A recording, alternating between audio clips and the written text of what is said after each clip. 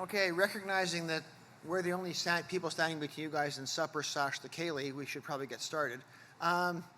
So it's my pleasure to welcome everyone here to this symposium. I'd like to offer special thanks to BPS and WCP, IUFAR, and the Canadian Society of Pharmacology and Therapeutics for helping sponsor this symposium. So my name is Michael Rieder. I'm a pediatric clinical pharmacologist from the University of Western Ontario in London, Ontario, Canada, which is the smaller but more livable London. We have today, we're going to talk today about drug hypersensitivity. It's particularly well timed because I think we had a great introduction this morning from Sir Munir bringing us some about pharmacogenomics, especially noting the example of drug hypersensitivity. We're going to drill down into that a bit now. So we're going to start off with, so we're going to span from basic to clinical. And we're going to start off with some molecular insights. So I'm pleased to introduce my colleague and friend, Dr. Abdelbaset Elzagallaai, who's an adjunct professor hopefully soon professor at the University of Western Ontario in London. And he's going to present some work we've done on new insights into molecular and cellular aspects of drug hypersensitivity. Is that?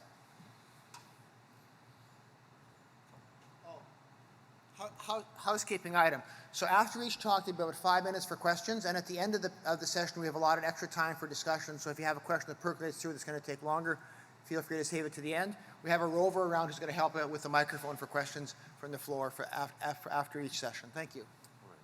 Thank you very much, and it's a huge pleasure to speak before you today.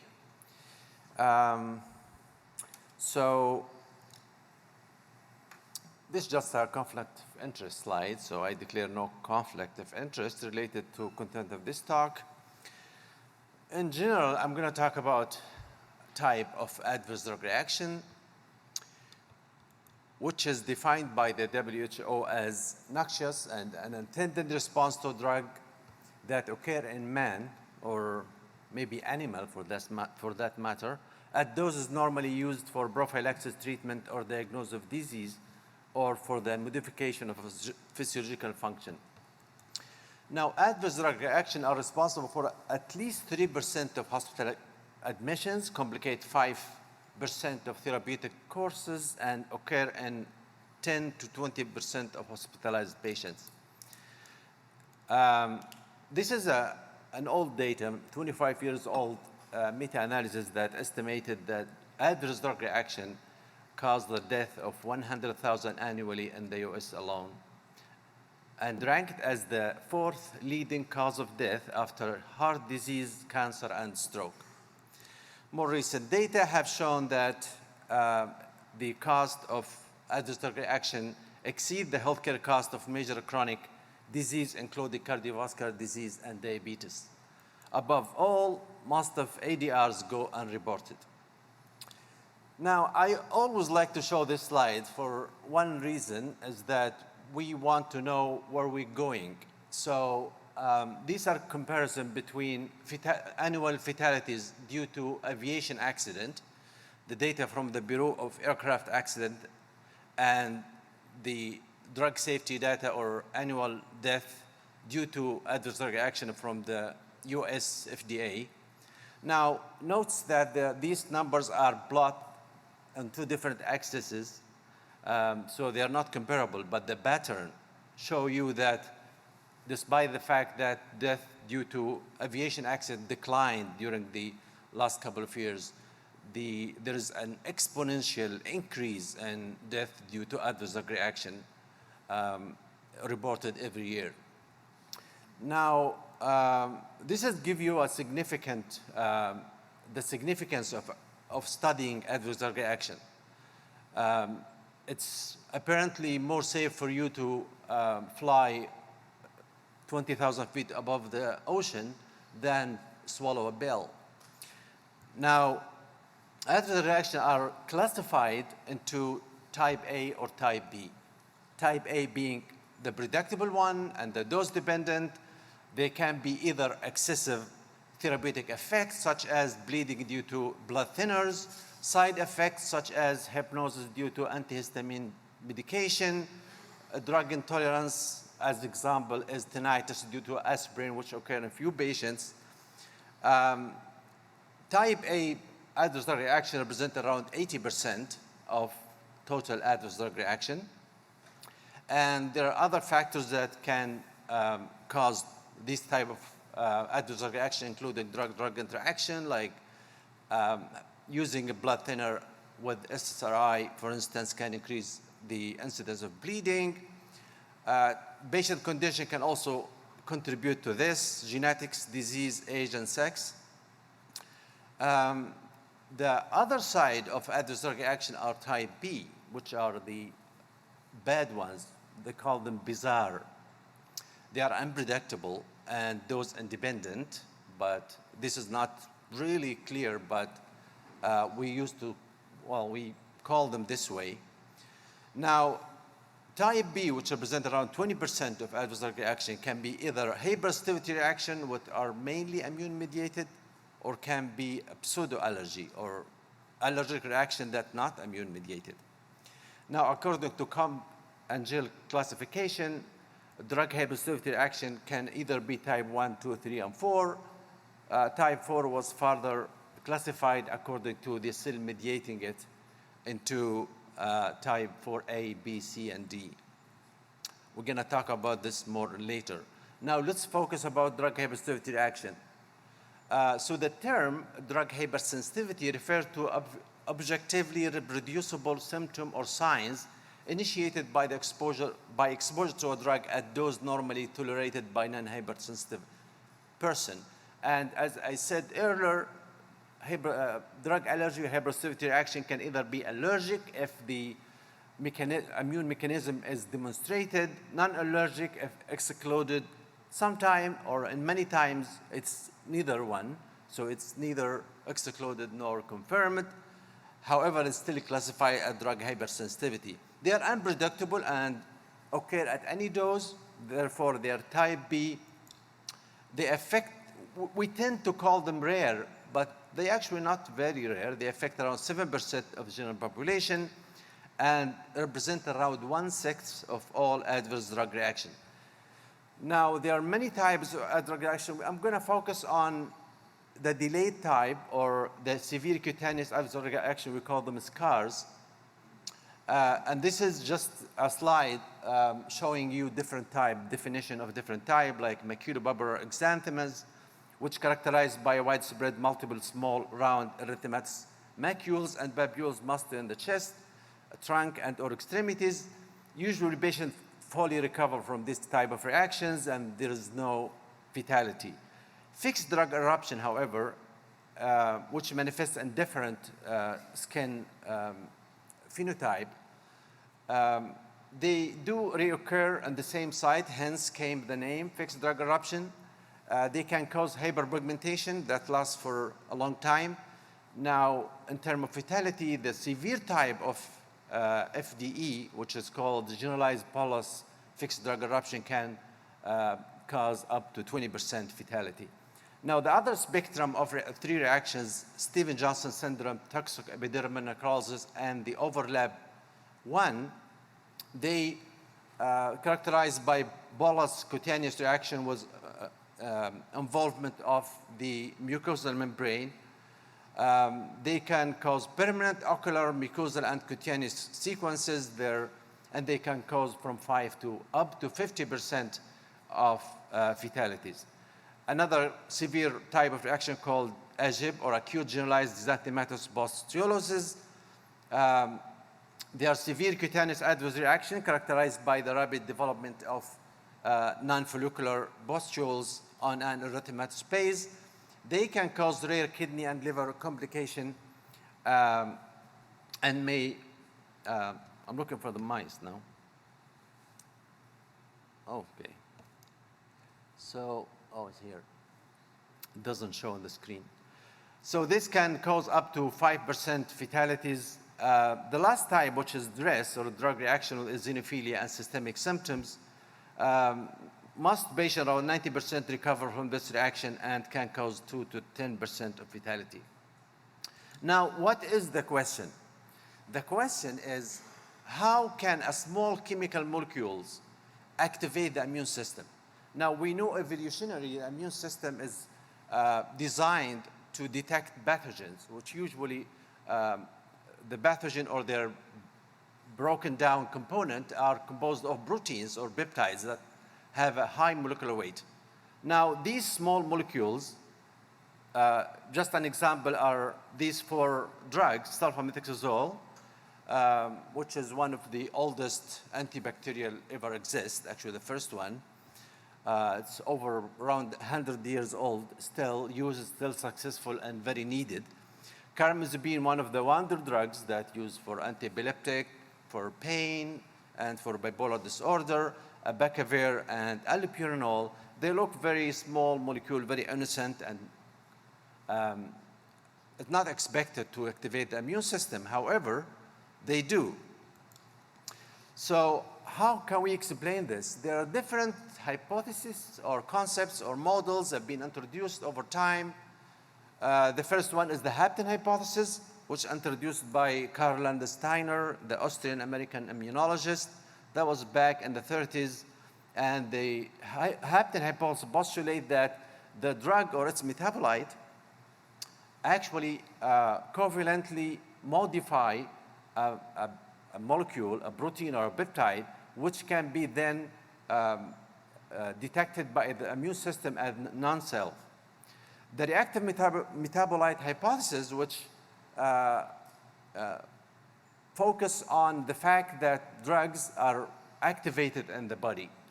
And this reactive metabolites can haptenate endogenous molecules and can also cause cell death, which provide the danger signal that help prime the immune system for activation.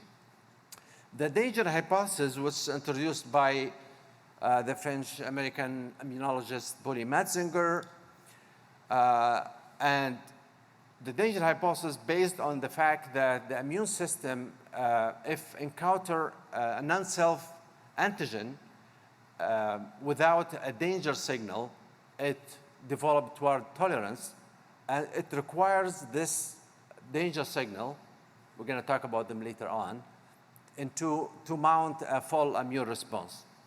Now we come to the PI concept, or the pharmacological interaction with the immune system, which is introduced by the Swiss Werner Pichler.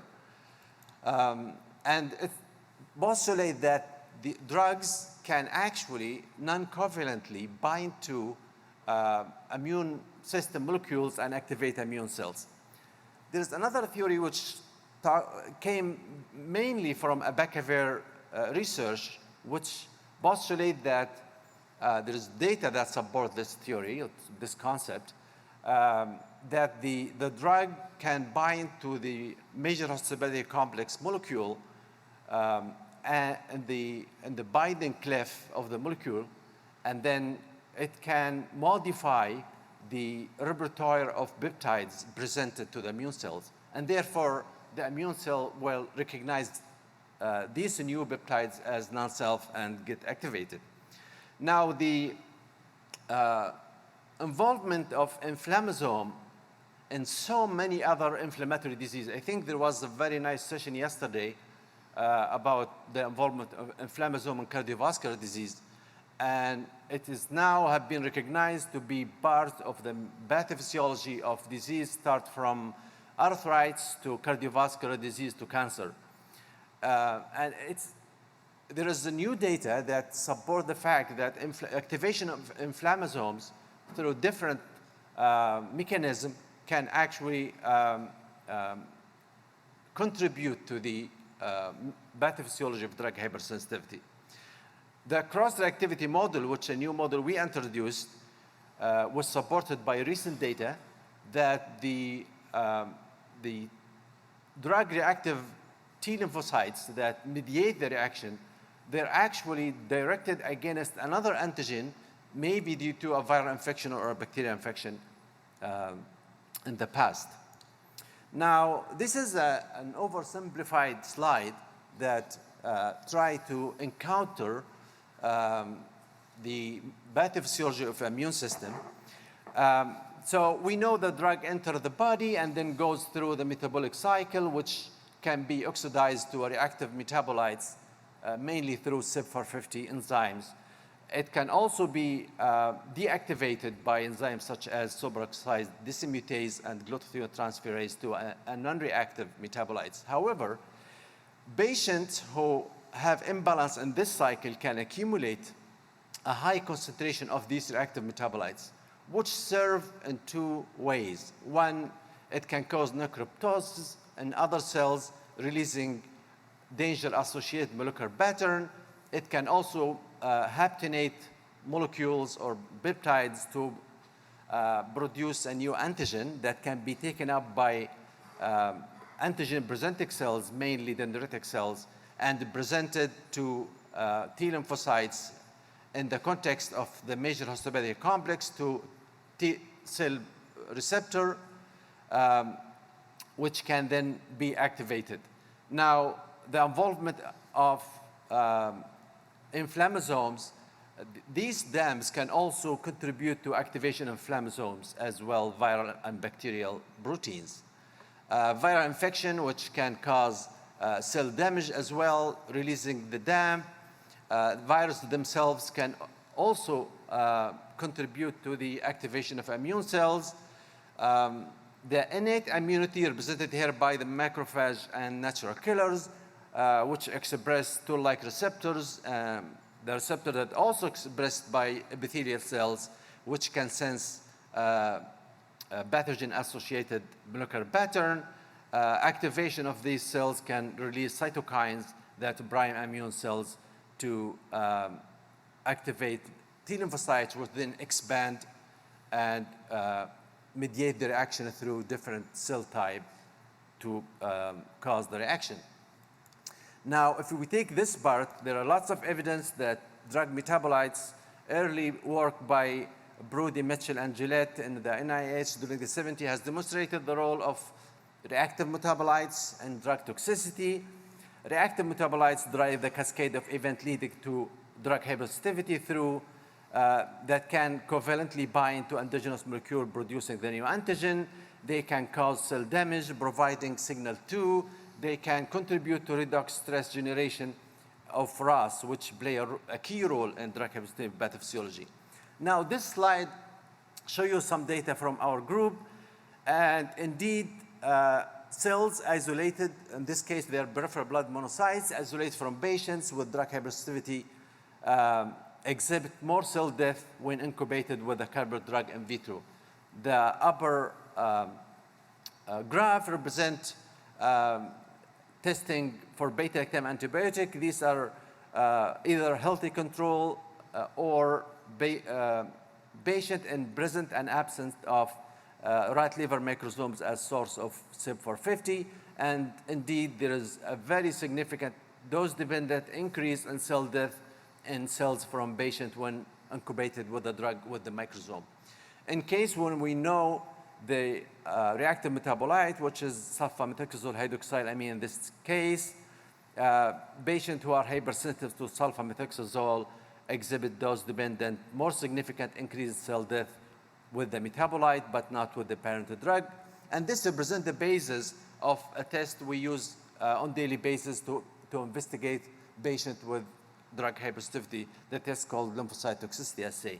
Now, a further work we've done in the past, we have demonstrated that these patients, the hypersensitive to sulfonamides, they actually accumulate more reactive oxygen species compared to control and drug-tolerant group.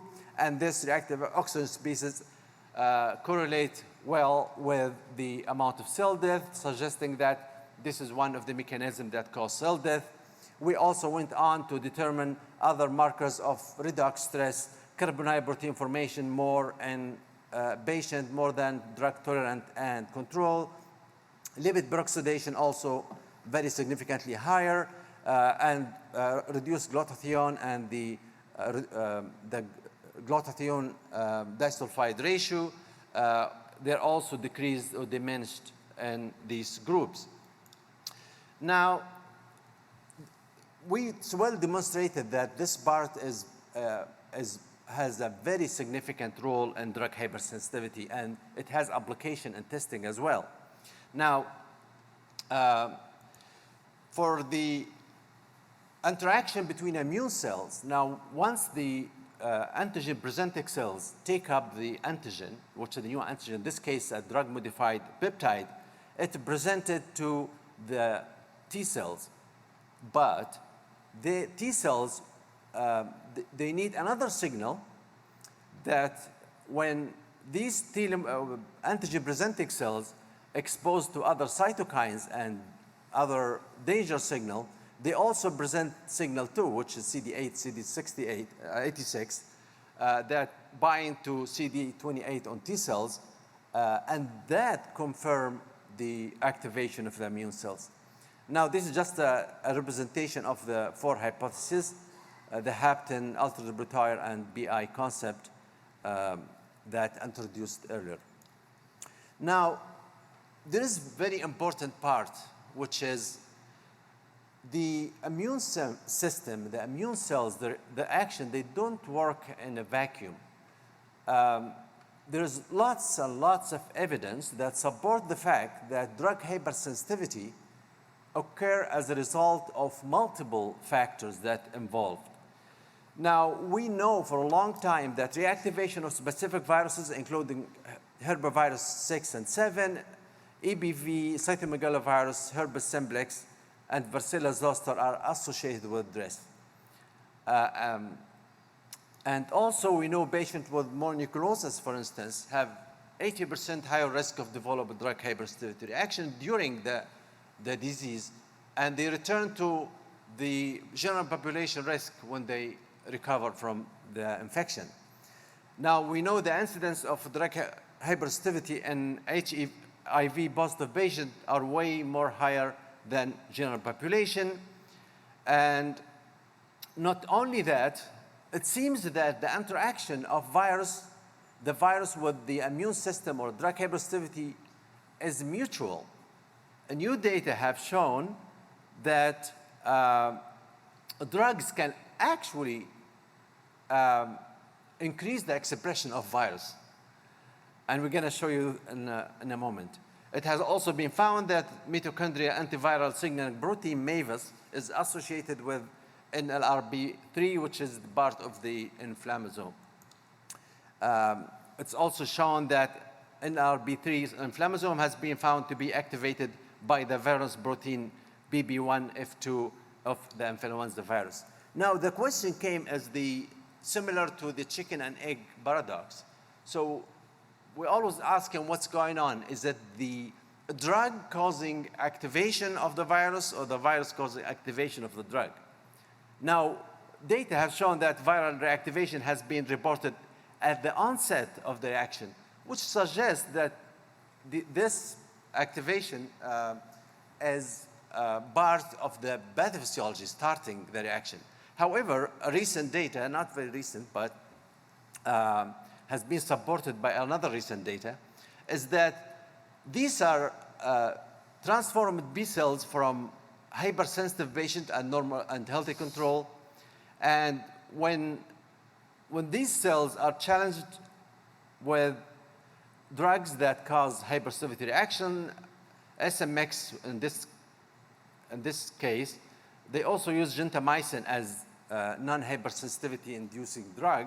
We found that they increase the copies of EBV. So the drug actually increasing the expression of the virus. And here also in response to allopurinol, which is in hypersensitive patient, but not in the healthy control group. Now, another thing which is makes the process kind of a little complicated is the involvement of the inflammasomes. Now, recent data have shown that inflammasomes are involved in drug hypersensitivity. So what are inflammasomes? For those who don't know, they are a multimeric protein platform that function as a pattern recognition receptor for sensing defense mechanism against bacteria, viral, and fungi, fungal infection, and other physiological function. Now, activation of the inflammasome complex is initiated by nucleotide binding domain-like receptor, such as NLRP1, 3, and 4, and absent in melanoma 2, AIMS2-like receptor. Now, these are danger pattern sensing. It contain leucine repeat and attached to NACH domain. And there are two signals that activate that. I'm not going to go into details with the slides, but the two signals, there's a priming, which is sensing of pathogenic associated patterns such as LPS can activate toll-like receptor, which activate NF-kappa B that increase the expression of something like pro-IL-1 beta, pro-IL-18. And then the other signal, which is the activation, can cause assembly of the multimeric protein. And this inflammasome is associated with caspase 1. And caspase 1 protease will then cleave pro-IL beta 1, which is a pro-inflammatory cytokines, causing the release of IL-1 beta 1 and inflammation. It also can work through another mechanism to cause pyroptosis, which sort of inflammatory programmed cell death.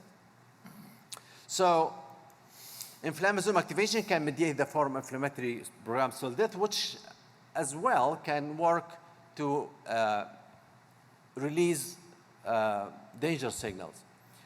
Now, what's the data that support the involvement in inflammasome? Several exogenous and endogenous stimuli can activate inflammasomes, such as microbial toxin, viruses, danger signal, including ATP and oxidized lipid product produced from damaged cell membrane. We know it has been shown that inflammasome activation and NLRP3 mediate the skin sensitizer trinitrochlorobenzene reaction, which is a typical T-cell mediated reaction. In mice model deficient of inflammasome component, its inflammatory pathway has been demonstrated to be required for the acetaminophen-induced liver disease. Now, drugs such as amiodarone, which associated with drug hypersensitivity, but not dronedarone, a very similar compound that not associated with the drug hypersensitivity, is activate inflammasome in vitro. Now, it's interesting that drugs such as clozapine, which is a very important and highly efficacious antipsychotic drug, associated with a very use-limiting adverse reaction called idiosyncratic drug-induced granulocytosis. And in all patients treated with clozapine, they actually experience a transient inflammatory immune response. This is an in vitro mechanism, an in vitro experiment using the amyloid cell line, the THP1 cell line. And this came from actually Dr. Jack Utrecht lab from University of Toronto. And they, when activated, these cells activated with clozapine, they has dose-dependent increase in activation of inflammasome and production of IL-1 beta. And this was not reproducible using olanzapine. So this is very interesting. It shows that the drug actually can activate inflammasomes. Now, another thing is that the metabolite of carbamazepine, hydroxyaminosterpine itself, and the damage-associated molecular pattern released from hepatocyte can activate the inflammasome measured by the release of IL-beta 1. So here we can see that the 2-hydroxyaminosterpine can increase the induction or secretion of IL-beta 1. And also when hepatocytes are treated with carbamazepine, the lysate of this hepatocyte can increase the production of IL-beta 1.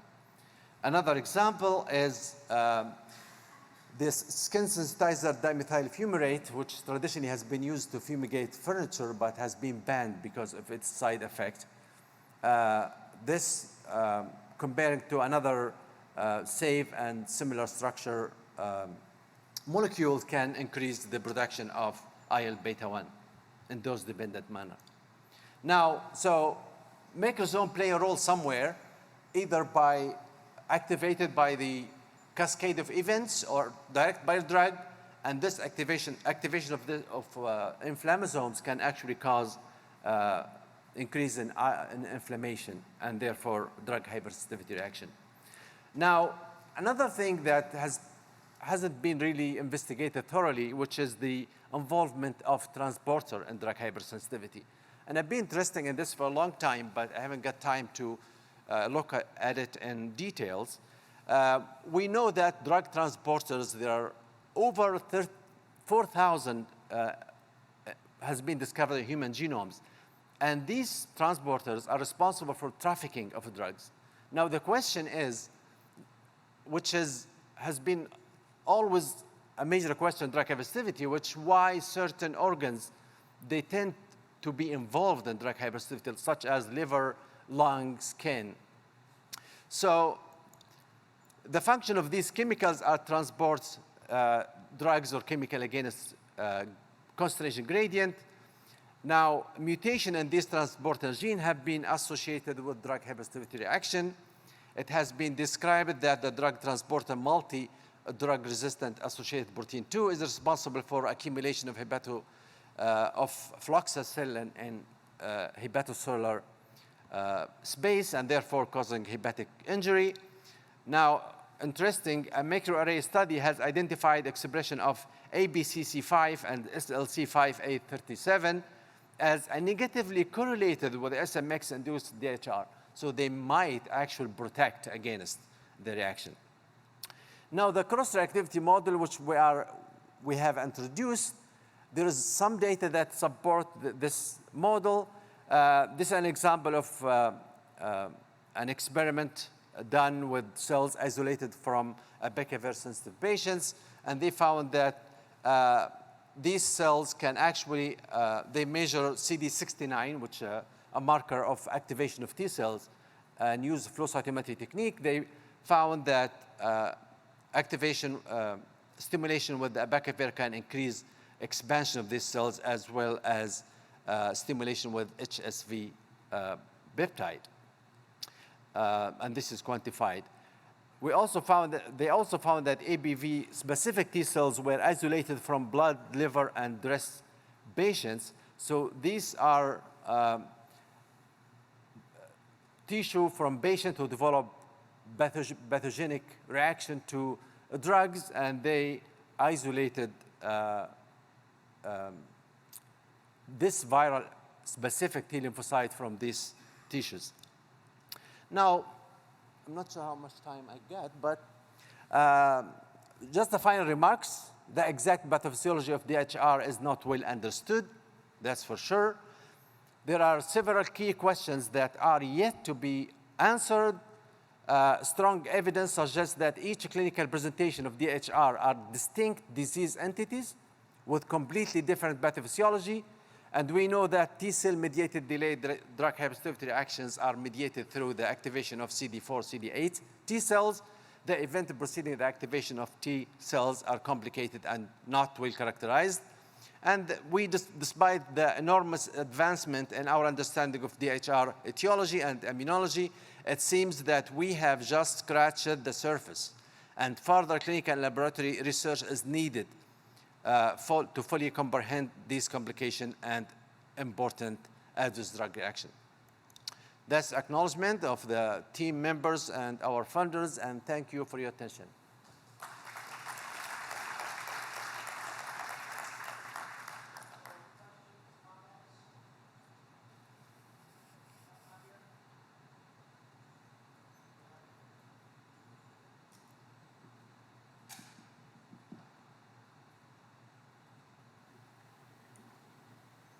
Thank you so much for your really nice talk. I'm just wondering that because females have 75% more likelihood to develop adverse drug reaction, is it possible that estrogen affects some of the proteins of the inflammasome, for example, upregulation of TLRs or such? Thank you. Thank you. That's a very interesting question, actually. We know that there's a predilection toward female and drug hypersensitivity, drug allergy, and there have been some attempt to explain the reason could be hormonal. As I said, the study of role of inflammasome in drug hypersensitivity has been very kind of recent. I'm not aware of any data that actually show. It could be, you know, the inflammasome activation is a big topic in other fields, but could be, that's very possible. Thank you.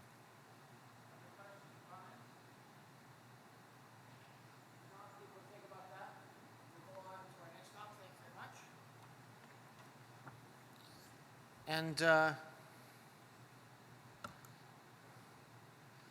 great. So our next talk was going to be given by Dr. Bruce Carlton. There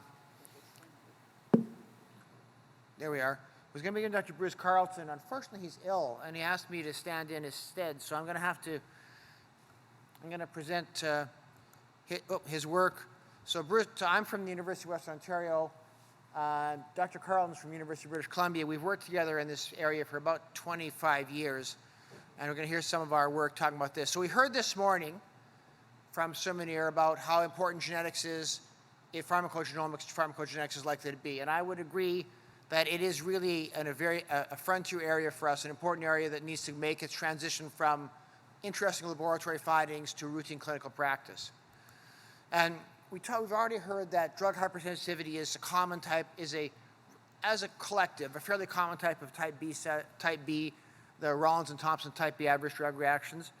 There are a lot of different kinds of drugs. They appear to be mediated by immunologic and inflammatory mechanisms. A lot of them have cutaneous involvement, and the type where we already heard, SCAR, severe cutaneous adverse drug reactions, can be life-threatening. And indeed, the mortality, which is largely age-dependent, is right there. So, you know, you can't basically, as a clinician, have to have at least one gory slide. So here it is. So, most cases of SCAR are triggered by drug exposure. And they range from Stevens-Johnson syndrome to the Stevens-Johnson overlap to toxic epidermal necrolysis itself, many of which have mucosal involvement, and the mortality ranges. So a child, otherwise healthy child who develops it, mortality is probably in the 5% range. Adult with multiple comorbidities, we've already heard this morning about polypharmacy and multiple chronic diseases in older patients, have mortalities which for TEN approach 80%, and even for SGS approach 25 to 50%. They consume a lot of healthcare resources, and they produce both long-acting physical, and certainly psychological sequelae. We've already heard different theories of pathogenesis and the cross-reactivity theories.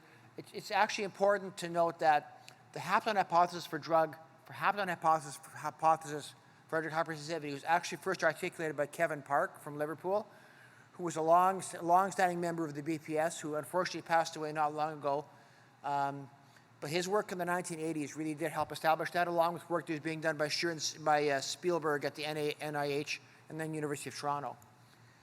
So what about HLA variants and SCARs? We heard this morning that they are related, and indeed, there are some very specific haplotype associations for particular types of SCAR, and that's an example from the carbamazepine hypersensitive in children model, the CT-PNT paper.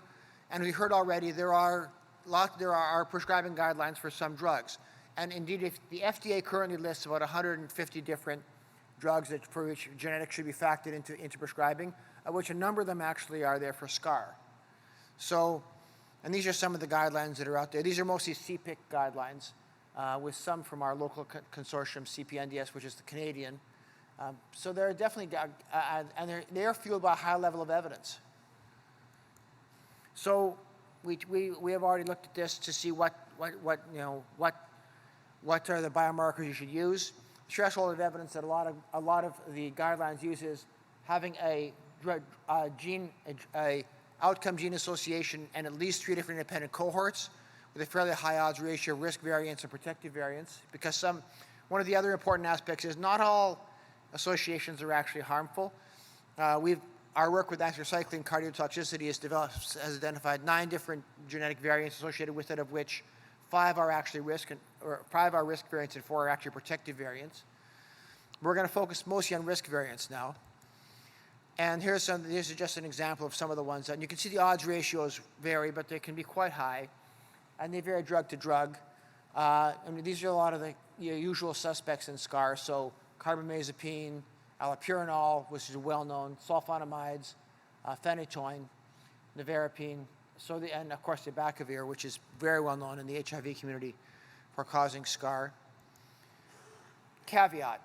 So this is some work that was done in a Frontiers review looking at things like sensitivity, specificity, and the positive predictive value and the negative predictive value. And I think I'm interested in this area because of actually what the PPV is compared to NPV. So there's a lot of nice work on this. Chung has got nice work from Taiwan. Simon Lyle, Elizabeth Phillips has some very nice work. Munir's group from Liverpool has generated this as well, showing that for many variants, if you screen for it, your NPV is very high. So if you don't have the allele, they have the haplotype of interest, your chance of getting a serious adverse reaction is pretty close to zero. And you can see that we have NPVs of 99%, 100% in some cases, and that's great. What interests me is the fact the positive predictive value is so poor. So the positive predictive values range, as you can see, from around 1% to 2%, which means that the vast majority of patients who carry the haplotype won't get the reaction if they get the drug.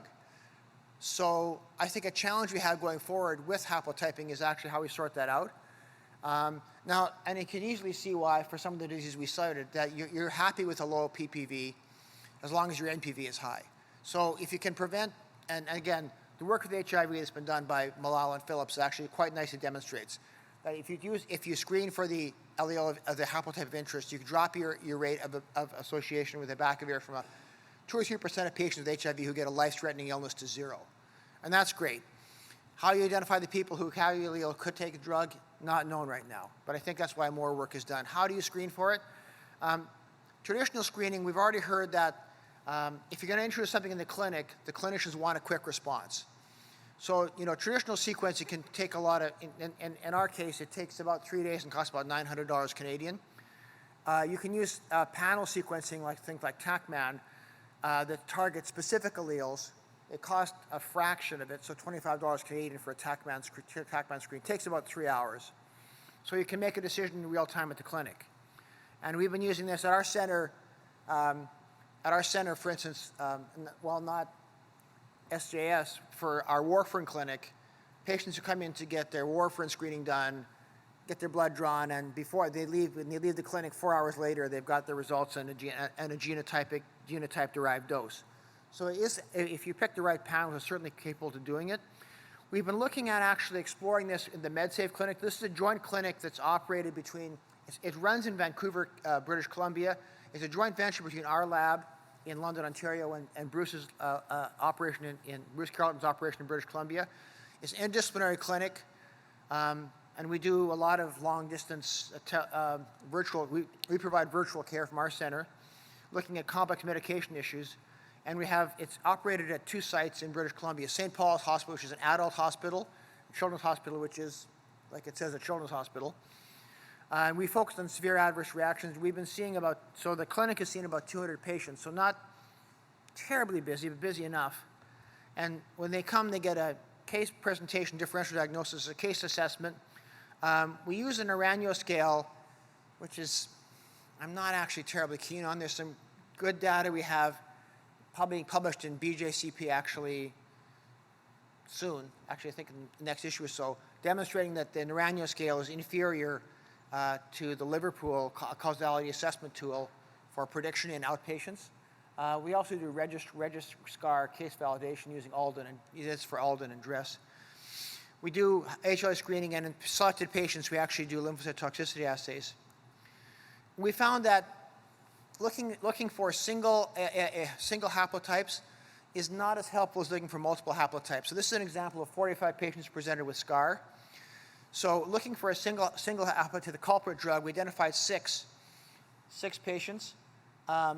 We looked at a wide range of looking at other haplotypes, identified 26 patients. So some of these patients carry multiple HLA, of which 3 patients actually carried multiple HLA variants.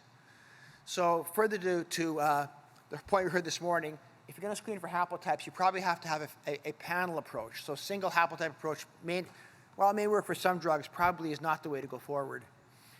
This is the toxicity assay we used as well to look at some of those patients, and we show a pretty good correlation actually between toxicity lymphocyte toxicity in vitro and haplotype screening. So this is one of the patients who was positive for vancomycin, and lo and behold, suggests that dose-related toxicity suggests it probably would not be prudent to treat this patient with vancomycin in the future. And we actually have a Canada-wide pan-Canadian network looking at this. So we have centers in pretty much all 17. We have investigators in 16 of the 17 Canadian medical schools. We don't have any in the Northern School of Medicine, but that's because they don't do any research.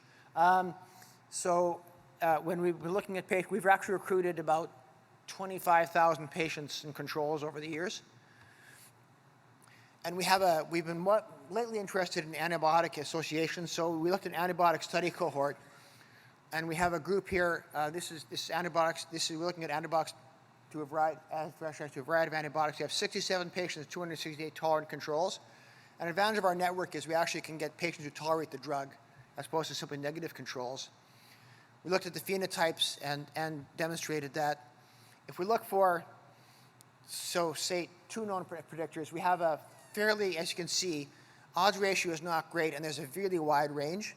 But if we test for all 10 of the variants we're interested in, we actually get a nice odds ratio, but more importantly, we get differentiation between the tolerant controls and the ADR patients.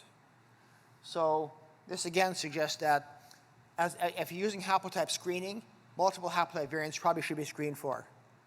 And that's going to be important going forward. We then did a GWAS to look at some of these for antibiotic-related scars. And we took 30 scar patients and 66 patient controls.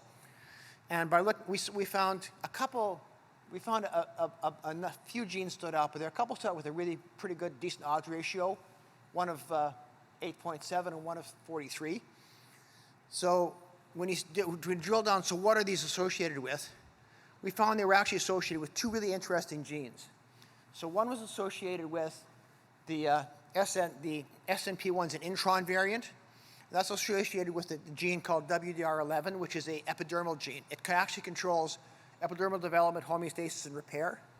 The other one we found was the intraintronic variant, SNP2, which is associated with the CD1A1 gene, which is a keratide expression gene, which plays a role in epithelial cell function and erythroid cell differentiation.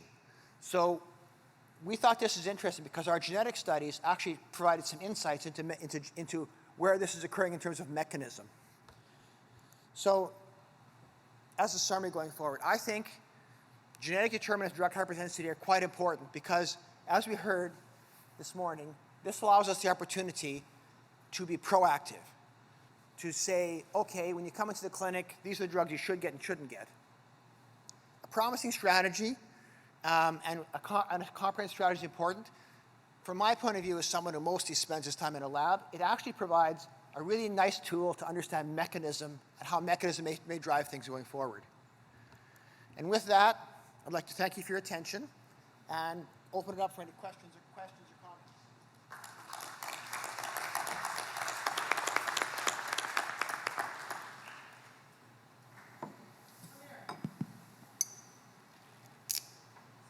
Thanks, Mike. So in the previous talk, a slide was shown of lymphocyte toxicity assay with beta-lactam, which showed that the toxicity was greater in patients, and you showed a similar thing with vancomycin, and toxicity was greater. And I presume both had microsomal activating systems within there. So just wondering why that happened, because I don't know which beta-lactam it was, but normally beta-lactams and vancomycin are not particularly metabolized by P450 enzymes in microsomes. That's a really good question. I think in the case of the beta-lactams are primarily penicillin and amoxicillin. Because you're quite right, the primary route of metabolism is primarily renal. But primary is not exclusive, because if you look at, there's some interesting work that's been done demonstrating that a small fraction of penicillin is metabolized to oxidative metabolites in vivo. So, and I suspect that might be the case. For vancomycin, the data is not as well known, but there are oxidative systems in place that will actually metabolize a certain dose of most beta-lactams to an reactive metabolite. It's a small fraction, but the same thing applies. For instance, if you look at the sulfonamides, 95% of your sulfonamide is actually lost in the urine. It's only about or acetylated to a non-reactive, completely inert metabolite. And we did some work demonstrating about 5% of everybody makes sulfonamides into reactive intermediates. Now the question is, why does that 1 in 1,000 people take that 5% and get Steven Johnson, and then the 999 get nothing? Because the metabolism doesn't appear to be different. So have you done metabolite turnover in your systems with those particular drugs? We have done a little bit, but not much. We need to do a little more of that, and I think that's actually important. We're going forward to understand how those systems deal with metabolites. The issue, of course, in vivo is many of these metabolites are quite evanescent. So, for instance, in vivo, the hydroxylamine we work with probably goes to nitroso, which probably has a half-life in biologic systems of seconds. So that is a real challenge for us, which is why maybe adducts are the best way to go to study it. But no, you're quite right. That's work that we need to do.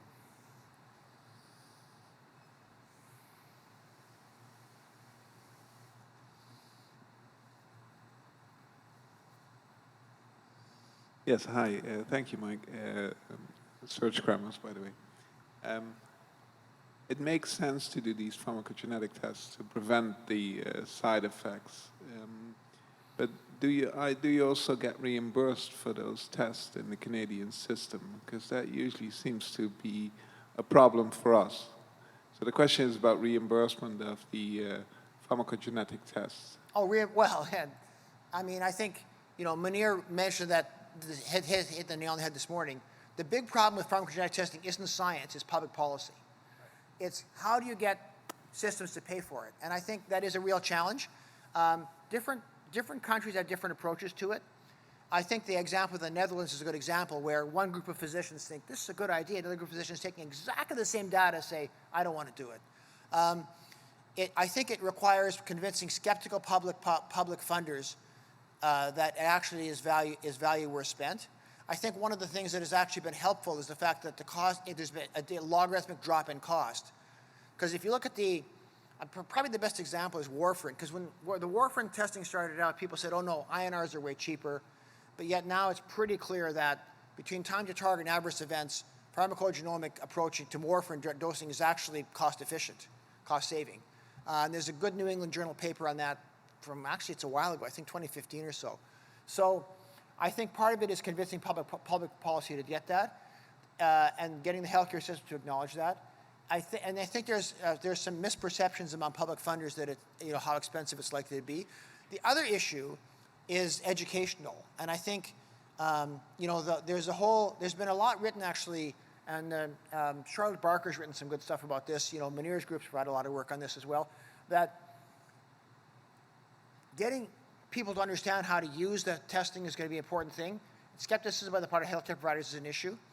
Interestingly enough, we did some work a couple of years ago looking at patient perceptions, or parent perceptions. It was children. So families are quite happy to get pharmacogenetic testing done, probably more than caregivers are. One of their biggest concerns was, will my doctor know what to do with the results, which I think, to be blunt, is a valid concern.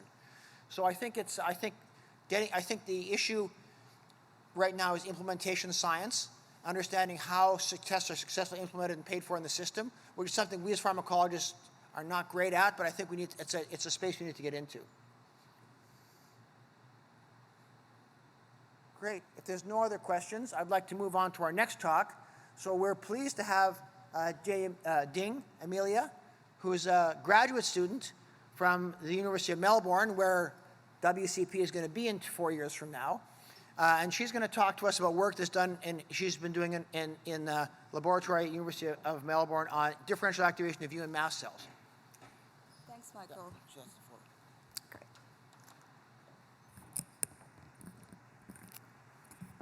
Hi, everyone. My name is Amelia. I am a PhD student from the University of Melbourne. It's my great pleasure to show you the work we have done on differential activation of human mast cells by polymyxins and related antibiotics. So multi-drug resistant gram-negative bacteria pose a major challenge to patient safety worldwide. Polymyxin B and colistin are used clinically as the last-line therapy against multi-drug resistant gram-negative bacteria. And they perform their actions by binding to the,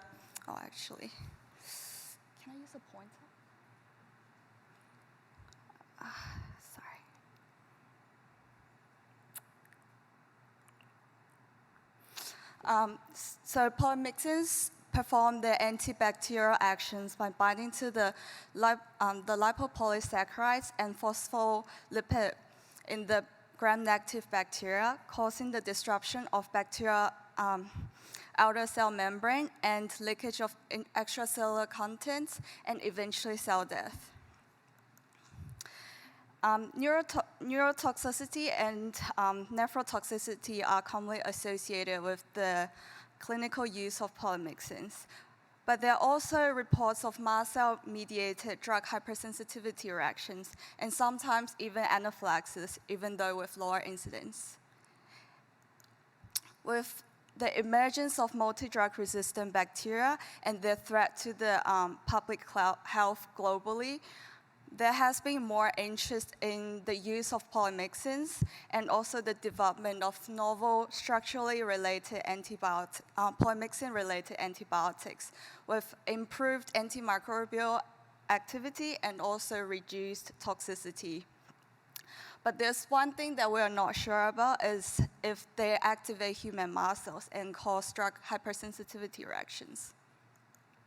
So in this study, I have looked into clinically used polymyxins, novel polymyxin nonopeptides, and polymyxin-related octapeptins. These antibiotics are very similar in their structure, where they comprise of a heptapeptide ring with several cationic DAB residuals.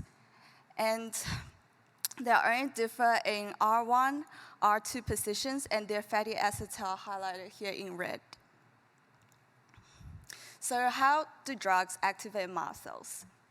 Typically, immediate drug hypersensitivity reactions are related to drug-specific immunoglobulin antibody and the high-affinity receptor Fc-epsilon-R1. The drug antigen binding will cause cross-linking of Fc-epsilon-R1 receptor, and that initiates the signaling cascade, which later leads to calcium mobilization and degranulation of human mast cells, which will release the preformed mediators such as histamine. And also beta-hexosaminidase is measured in our lab as a surrogate marker for mast cell degranulation. Mast cells also release newly synthesized mediators such as cytokines and eicosanoids. And all those mediators together will contribute to the immediate drug hypersensitivity reactions. But mast cells are not only activated through IgE pathways. Our lab is interested in a GPCR called mast-related G-protein-coupled receptor X2, what we call MERC in short. MERC receptor can be activated by a really large range of cationic compounds, such as compound 4080 and endogenous neuropeptides, antimicrobial peptides, and also therapeutic drugs like neuromuscular blocking agents and some antibiotics, for example, ciprofloxacin and previously mentioned vancomycin that can cause Redmond syndrome. And recent evidence also showed that polymyxin B and colistin can activate human mast cells via MERC pathway. Given that those novel polymyxin nonopeptides and octapeptins are polycationic, which is one of the common features for MERC activators, it is likely that those novel antibiotics will activate human mast cells and causing drug hypersensitivity reactions. So the aim of this study is to characterize and compare the ability of novel polymyxins to activate MERC in human mast cells. In this study, we generated MERC transfected HAC293 cell lines, and we also utilized LAT2 human mast cells that endogenously express MERC receptor and Fc-epsilon-R1 receptors. We measured calcium mobilization in both cell lines, and we also measured degranulation in LAT2 mast cells. As you can see on the left-hand side, the MERC transfected HAC cell lines display similar MERC expression level to the LAT2 human mast cells. We also generated Merck knockdown led to mast cells by CRISPR-Cas9 to study about the dependency of Merck in human mast cell activation. As you can see here, clinically used polymyxins can activate wild-type human mast cells, causing calcium mobilization and degranulation. And these responses were reduced in Merck knockdown lads. And in the IgE pathway, the responses were unchanged in both cell lines. So now, what about the novel antibiotics? First of all, we can see the clinically used polymyxins trigger calcium mobilization in a concentration-dependent way and with similar potencies. And to our surprise, octapeptin C4 is a much more potent calcium mobilizer. And polymyxin neuropeptide, whereas are less potent in activating human mast cells. What about the functions of human mast cells? There has been a similar pattern of degranulation being observed where polymyxin B, colistin, and octapeptin C4 trigger concentration-dependent degranulation, with octapeptin C4 again being the most potent mast cell activator. Whereas this time, polymyxin neuropeptides fail to produce any degranulation. We also checked the Merck dependency of these novel antibiotics in Merck knockdown lads. And now you may wonder how clinically relevant those concentrations are. In many studies, the plasma concentrations of clinically used polymyxins range from 2 to 12 micromolar, which in our study, polymyxin B and colistin do not activate human mast cells. But then novel octapeptin C4 with improved antimicrobial activity actually fall into this range and can trigger robust mast cell activation. And then we also move on to characterize these novel antibiotics in Merck transfected HAC293 cell lines. Consistent to the mast cell studies, all these antibiotics can trigger concentration-dependent calcium mobilization in the transfected cells, with, again, octapeptin C4 being the most potent Merck activator and nonapeptides being the least active Merck activators. And there's no response being seen in the mock transfected cells. In conclusion, we confirmed that the clinically used polymyxins and we also identified the novel polymyxins and related antibiotics being able to activate human mast cells via Merck pathway. And we also highlight the differential activation of human mast cells by these 5 antibiotics, with octapeptin C4 being the most active activator of Merck, which means it's more likely to trigger drug hypersensitivity reactions. And in contrast, polymyxin neuropeptides have the least potent Merck activators, so it's less likely to trigger such events. We suspect that the heightened Merck activating ability of octapeptin C4 and the weakened ability of polymyxin neuropeptides may be related to the distinct fatty acid tail and the membrane binding properties, apart from the cationic charges that's required for Merck activation. So it is important to assess Merck activation in the new drug development.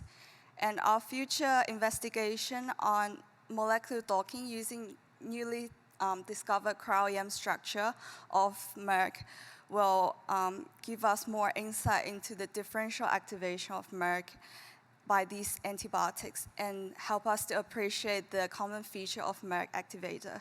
And this will better inform the clinical use of polymyxins and design of new and safer antibiotics.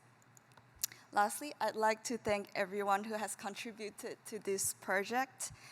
And if you are interested in learning more about the endogenous role of MERG in human mast cells and in the allergic diseases, please come to my poster presentation tomorrow. And last but not least, sorry, WCP 2026 will be happening in Melbourne, Australia, and we're looking forward to seeing you all there. Thank you.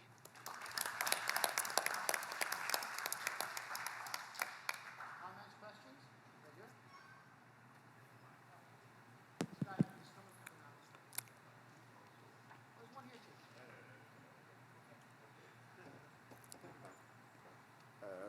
too. Also Geneva. It was a very well-structured talk. Thank you. Congratulations.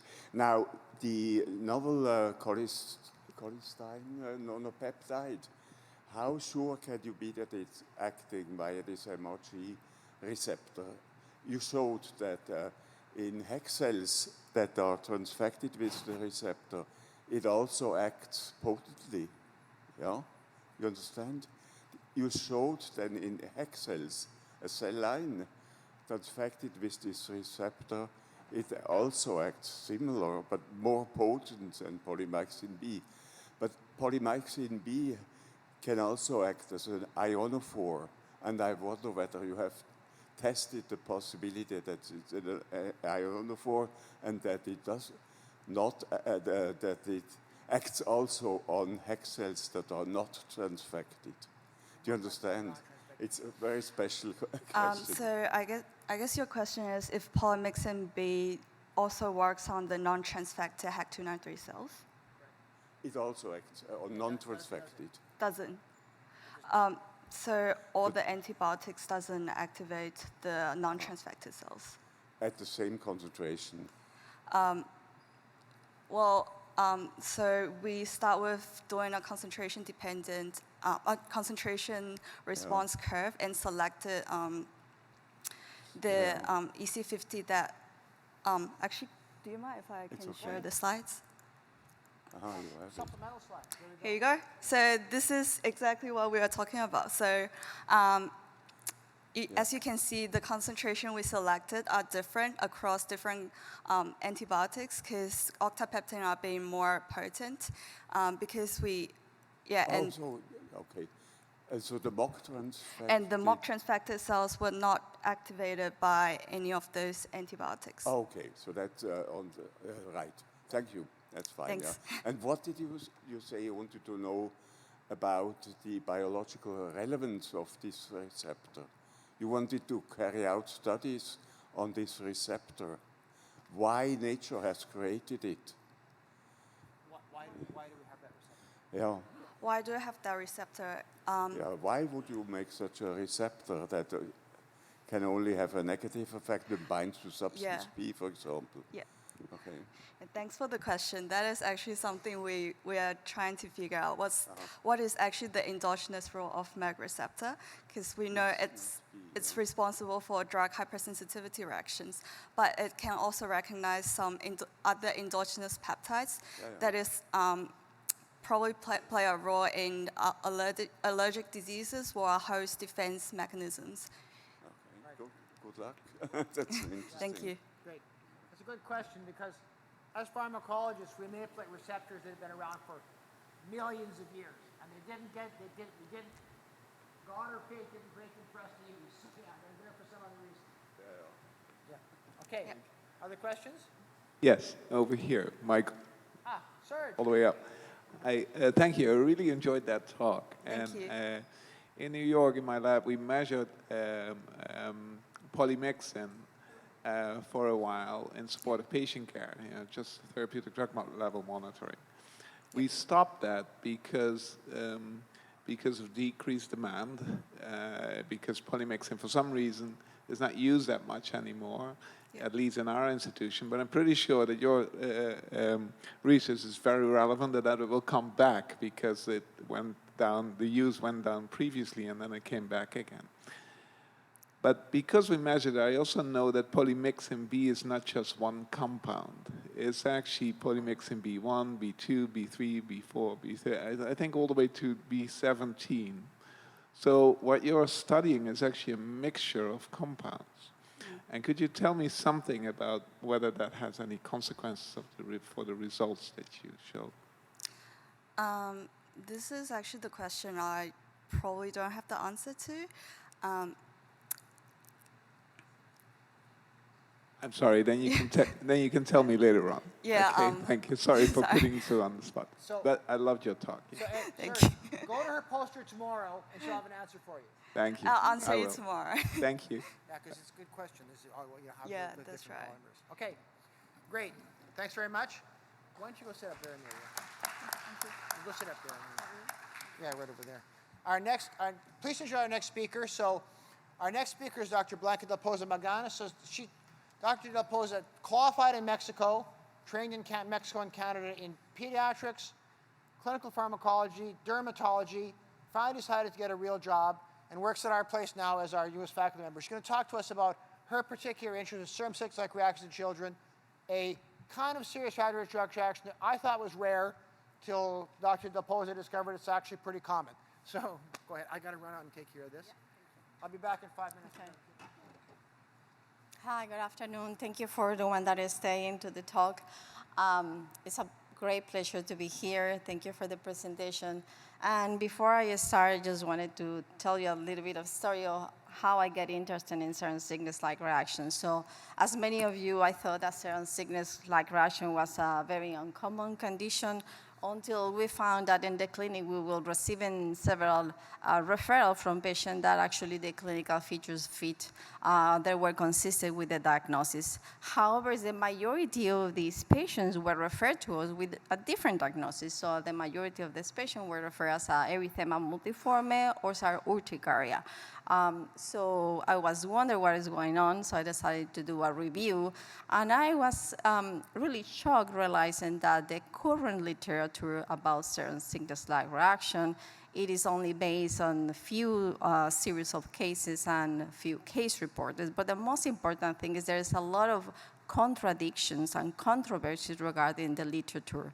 So you can see in many of the literature, the term serum sickness, or the classic serum sickness, is used as a synonym for serum sickness-like reaction. So I will talk about this difference during my talk. So I have no disclosure at all. So the objectives of this presentation are exactly to review the difference between the classic serum sickness and the serum sickness-like reaction, or SSLR. We will try to report the current epidemiology and the common triggers for SSLR. I'll describe its clinical and laboratory features, and we will compare these features with the other conditions that are usually misdiagnosed, and we try to assess the current treatment option for this condition.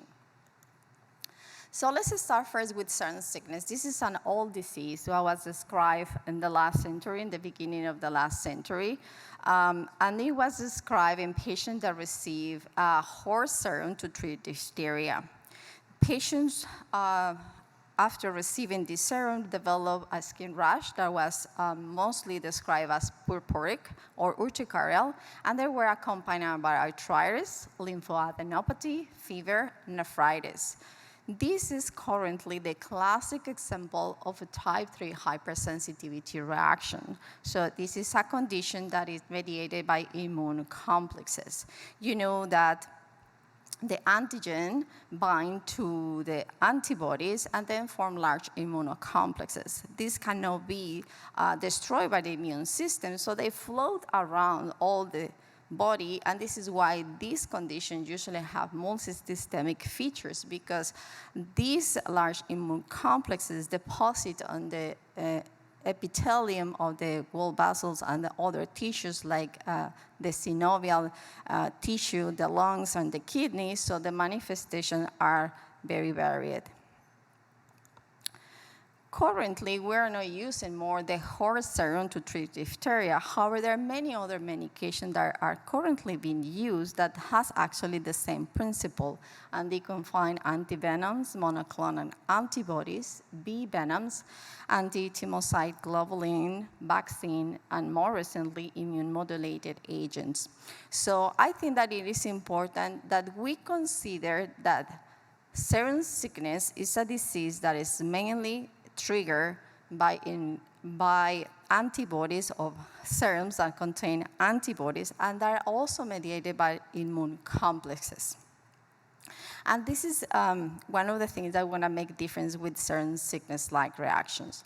So the laboratory in patients with serum sickness are characterized by elevation of the inflammatory markers, like lymphocytosis, eosinophilia. They also present with elevation of the liver enzymes, and of course they have a low complement levels because they are consumed during the reaction. When their kidney is affected, we can have an affectation of the creatinine and also proteinuria, and they can can identify elevation of the circulating immune complexes. If we do a skin biopsy in this patient, we will find leukocytoclastic vasculitis, what is the main feature of this disease. I want you to focus on the characteristic of the skin rash of classical serum sickness, and then we will compare with the patient that have serum sickness-like reaction to see that actually they look different. Because as it was previously described by Dr. Bassett, the phenotype of the drug hypersensitivity reactions will depend on the mechanisms. Serum sickness-like reaction was described around the ends of the 90s, 80s, and is also an acute inflammatory reaction. It received the name because it also has similar features of serum sickness, that is the presentation of a skin rash accompanied by joint pain, but this patient may or not present with fever.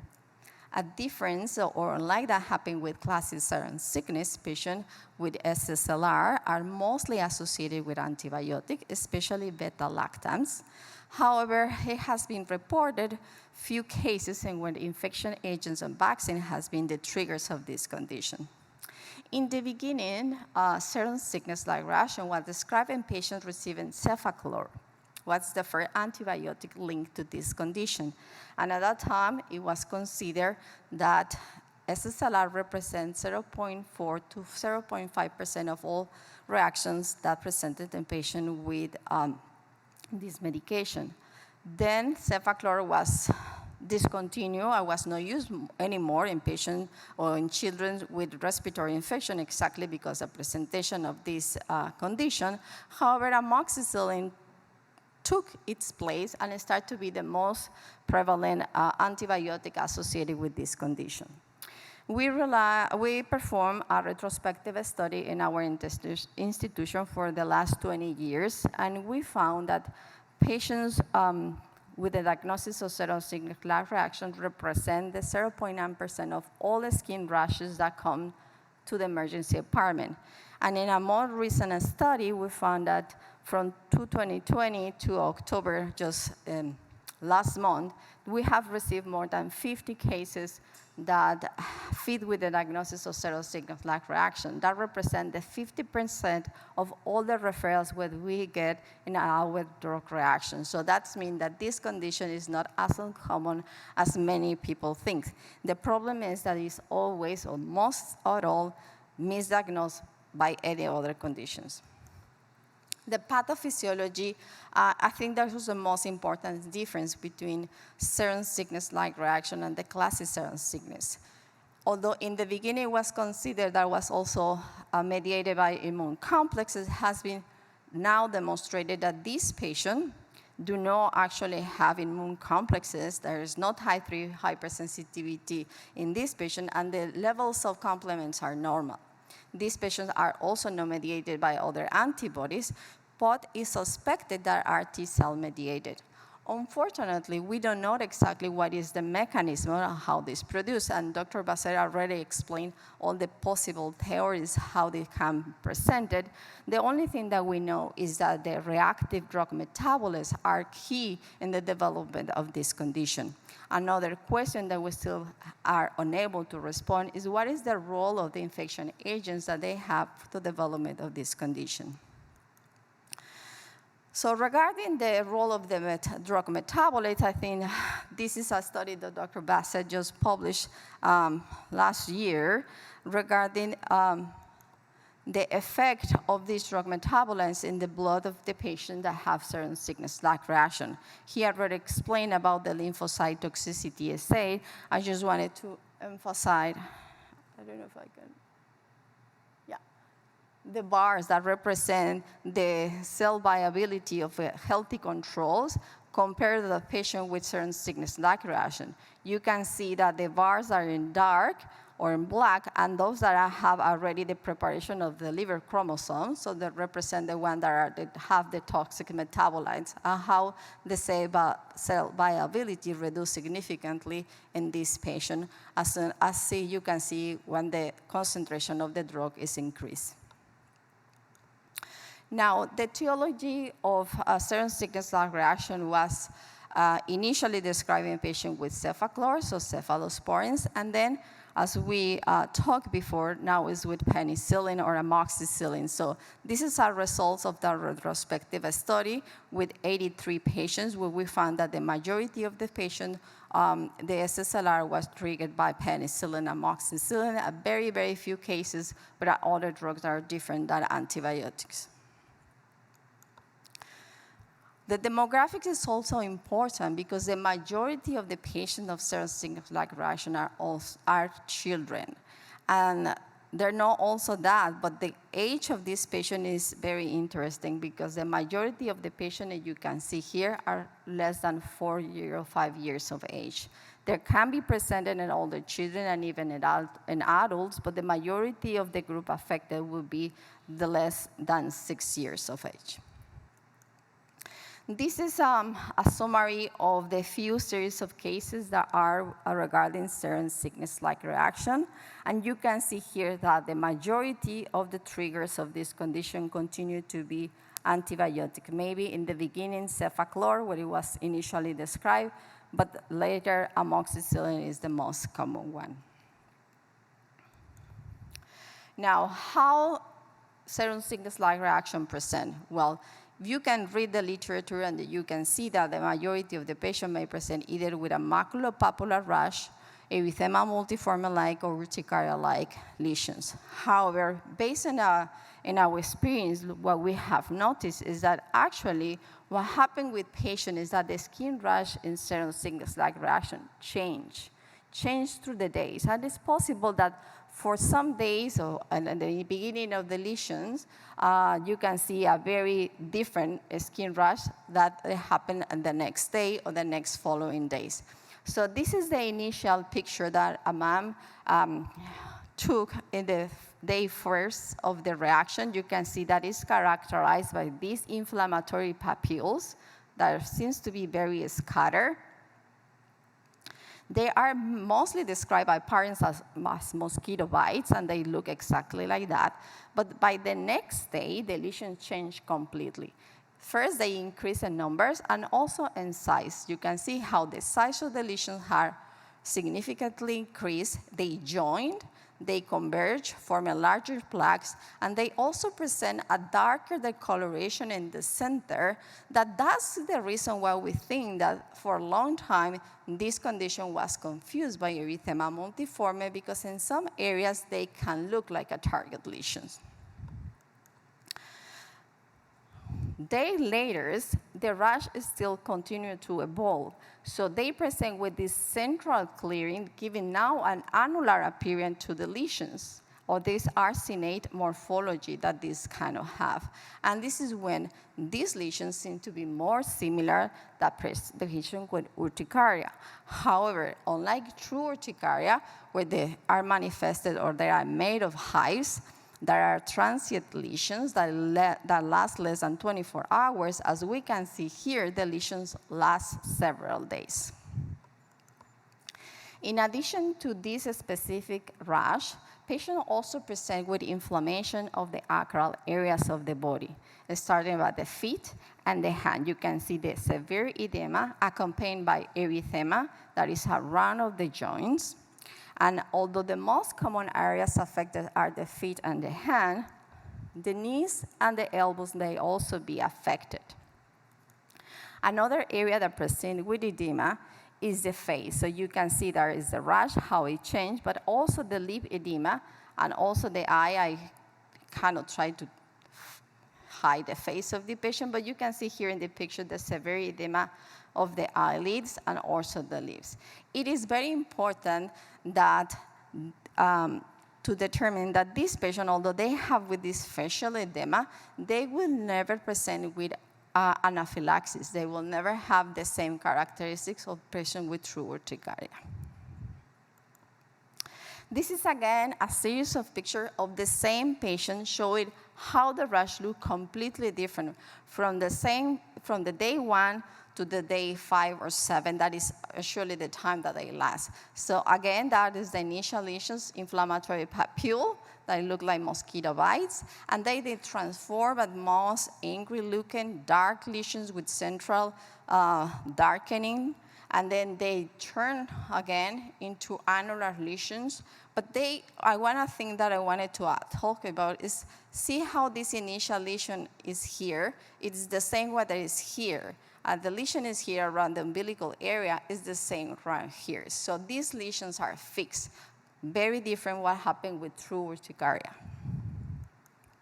That's the same patient, getting better after 3-4 days, and then only this dark purplish appearance seems to be remaining. However, but the next day, practically the skin looked exactly like normal with no hyperpigmentation, no peeling, and never have blisters. The laboratory in serum sickness like reaction, it is not specific at all. You will find leukocytosis, thrombocytosis, and neutrophilia, and CRP elevation that, again, it just indicated of inflammation. Patients have a normal complement levels, and of course, if we try to determine a specific antibodies against amoxicillin or penicillin, will be negative. So what is the differential diagnosis? This patient has been confused with erythema multiforme. Again, I think that these lesions that have a darker center are the main reason. However, the target lesions of the typical target lesions of erythema multiforme are completely different. So you can see here that the true target lesion is conformed by 3 specific rings. The erythematous ring is the exterior one, followed by the edematous ring, and then the central blister. Patients with serum sickness-like reaction will never develop blisters. Another important feature that makes the difference between this condition is that erythema multiforme tend to appear on acral areas of the body. So the first lesion will appear on hands and feet at mouth, while in patients with SSLR will appear in the trunk, and then they will expand or distribute to the rest of the body. Another important thing, erythema multiforme must have mucosal involvement, and patients with SSLR will never present it. Urticaria, we already described that urticaria is made of hives with our transient lesions. And as we have shown in the previous pictures, hives only last less than 24 hours, and patients with SSLR, the lesions are fixed and remain there, although they change the appearance through the days. This is, again, a comparison between these 3 different conditions. Maybe if we see them differently, we may still confuse them, but if we look at them together, we can see that they are completely different. Maybe the biggest challenge that we have now is to make the difference with this condition that is called urticaria multiforme. Urticaria multiforme is a recent described condition that has before named as a giant urticaria or annular urticaria. The clinical features may resemble a lot serum sickness-like reaction, and they may also present with more mild and discrete edema of the hands and the feet, and they also present with lip and facial edema. However, these patients tend to present with dermographism, that is these lines that I can see after rubbing the skin or scratching the screen, that doesn't seem to be present in patients with SSLR. So the question, are these 2 the same condition that seen in a different spectrum? I think the answer cannot be made yet. There are similar things that these conditions have in common, so they overlap. However, urticaria multiforme seems to be more transient lesions and behave more like regular urticaria. They usually do not present with malaise. They may have low-grade fever. They present with dermographism. It's mostly associated with infection agents and respond pretty well to antihistamines. Patients with serum sickness-like reaction are more commonly present with high fever. Lesions are fixed. They have severe malaise, a joint pain, may present with persistent arthritis for a couple of more days, and is mostly associated with antibiotic, and usually this patient has a little response to the use of antihistamines. This is again a series of pictures for patients with urticaria multiforme. You can see how the difference of the lesions that they are practically modify more quickly. So this is the same day, and areas that were initially affected here practically having cleared already in this other picture. Now, what about the treatment? There is a little bit of complication and contradictions about the treatment because actually the clinical diagnosis of serum sickness-like reaction is not defined, and thus the treatment for this condition is also difficult to assess. However, as one of the main manifestations of serum sickness is pruritus, the majority of these patients are initially treated with antihistamines, and due to the pain associated with the joint inflammation, they also receive NSAID. However, a big percentage of patients, they may receive also systemic corticosteroids. And that happens usually because patients come to emergency department with the first phase of the serum sickness-like reaction. Doctors send them away with antihistamine. They do not respond. The rash change, evolve. As you can see, it becomes really, really impressive with these purpuric lesions. So patients go back to emergency department once or 2 or 3 times. So finally, the doctors from emergency department decided to treat them with prednisone. This is the result of a study that we did, a retrospective study for 20 years. The majority of the patient was treated only with antihistamine and NSAID, and almost 1/3 of the patients had to receive prednisone. 3 patients in this study needed IVIG because they were wrongly diagnosed as Kawasaki disease, and very few percentage of them did not receive any treatment. We tried to compare in this study the results regarding of the treatment with prednisone or treatment only with antihistamine and steroid, and although the range and the median time was a little bit higher in patients with antihistamines, the median was exactly the same in both groups, so there was not a statistic difference between these 2 groups. Overall, the length of the reaction is about 5 to 7 days. It could be a little bit longer, but the majority of these patients solve in a week. The prognosis of this patient is pretty good. The majority of these patients resolve without any sequela, although some patients may continue to have sporadic skin rashes. It seems that patients after having serum sickness may develop like a hypersensitivity skin, so when they scratch, they may have more severe rashes, but they are transient and they disappear after several weeks. In a current prospective study that we are conducting, after 6 to 12 months, we have noticed that patients with serum sickness-like reaction have no permanent sequelae, they're practically healthy, and have no complications. However, the recurrence of serum sickness-like reaction is a risk, so what we ask the patient is to avoid amoxicillin or derivative of this medication to avoid further complication.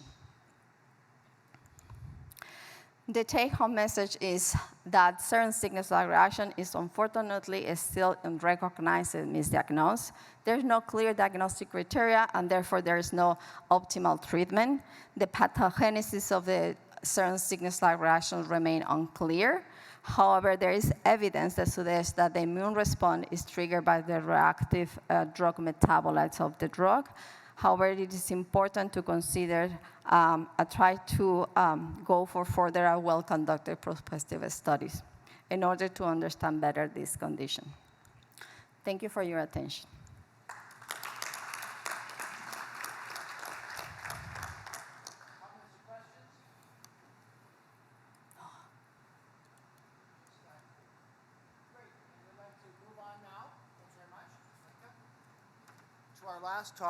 Our last talk is actually discussing, I think, an important issue, which is reporting of adverse drug reactions. And I'm pleased to introduce Dr. Dan Hawcutt. Dr. Hawcutt is a consultant pediatrician from Alder Hey Children's Hospital. He trained at Liverpool, and he's on the staff at Alderhay as well as a faculty member at the University of Liverpool. Has an interest in a variety of pharmacologic conditions, including optimal management of asthma, steroid biology, and more lately, drug safety with a special focus on adverse drug reactions and involvement of young people. I see this. That's the new Alderhay. That's the new Alderhay. I went to the old Alderhay. It was kind of a pit, but it's good to see. It's good to see they have a nice hospital now with a green roof. Thank you. Thank you very much.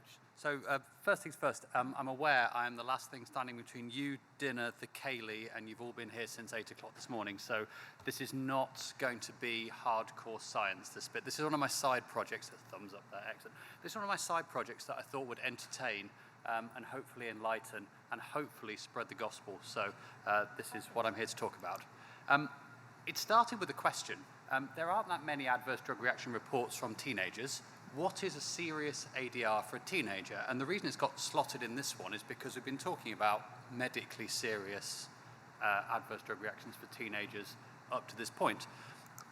If I imagined being a pediatrician, I'd be in a much smaller room and I would have like the opportunity to ask questions, but given that I'm not, I will ad lib it myself and appear to talk to myself for a moment.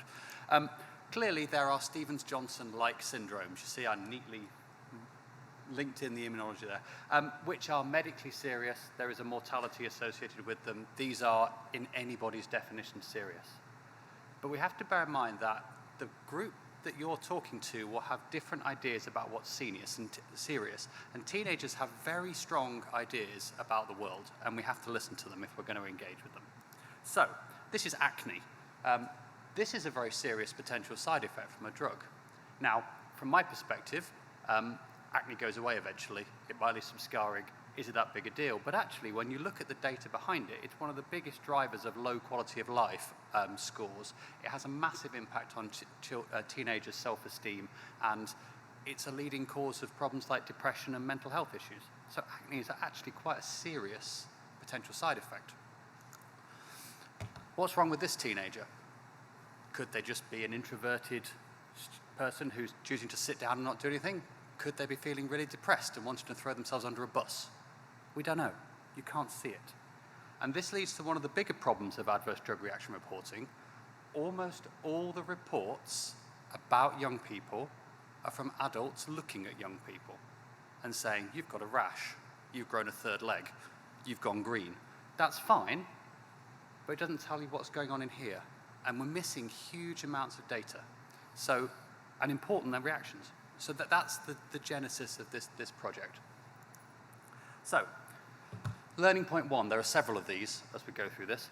The first one is we need children and young people to tell us what serious is. We need healthy young people to be involved as well as those taking medicines, because actually, if you only talk to people who are already taking medicines, they're kind of habituated to what being unwell is, and we really want to get a variety of views about this. And as a clinical pediatrician and an academic, I'm based around hospitals. I hang around a children's hospital in a good way. I don't get many healthy children's responses. It's hard to find. So this is a problem. Okay. I should then give you a bit of background as to why I think we need more information. So UK population, about 1 in 5 of the population are under 18. About 1 in 5 under 18-year-olds take regular medicines. A few take PRN medicines above this, so about 1 in 9 have asthma and take blue inhalers as a minimum. So although they are 20% of the population and take 5% of the medicines, they're only getting 3% of the reports. So they're already in a spontaneous reporting adverse drug reaction landscape characterized by massive underreporting. There's even more underreporting in young people than there is in other populations. So we've got a bigger problem on top of a bigger problem. That said, the national regulator in the UK, the MHRA, gets around 2,000 reports a year based on paediatric patients who are under 18. As I said, these are mostly about patients, and they're mostly about vaccines. And the reason they're mostly about vaccines is that any change, or two reasons really, any change in your pre-morbid state is an adverse drug reaction to a vaccine because you're in theory healthy when you went in. And secondly, they're reported by nurses who have a protocol that says report the adverse drug reaction, and they are far better than medical staff at reporting adverse drug reactions. There are very few reactions reported by young people themselves. So on here is a summary of 10 years worth of data from the MHRA from 2008 to 2018, looking at, on the panel side, reports from everybody, all in, about young people. Vaccines make up slots 1 to 11. The dark, bold ones are the ones that are common to both sides. The right-hand list are the selected reports from young people up to 18 years old. The youngest that reported was, I think, 12, which I think is pretty heroic. Yes, vaccines are on there, but they are vaccines that are relevant to their age group. But there are also the oral contraceptive pill, antibiotics, anti-acne medicines, painkillers, things that are used routinely in these populations. And I think that's gold dust, because otherwise, how are we ever going to find out what the impact of these medicines are? And it's not just the type of medicines that are reported, the reactions are different as well. So this is the same data set. It's unlinked data, so unfortunately I couldn't combine the two and look through it. But what we've got on the panel side is the reports of adverse drug reactions about young people, all the common subjects. What can I see? I can measure their temperature and see the number. They're telling me they've got a headache and they're holding their head. They're vomiting, and they've got a rash. However, this side is the reports from young people. And yes, rash is still there, but it goes from number 7 down to number 25. But more importantly, depression, dyspnea, anxiety, suicidal ideation. These are really important reactions. We should know about this. We should be encouraging these reports. And that's the genesis of a project. That why aren't young people reporting? What are the barriers? What are the issues that are stopping this happening? So learning point 2. When young people report, although it is a rare event, we get different drugs. We get more representative drugs, I would argue, and we get different reactions. So why don't they report?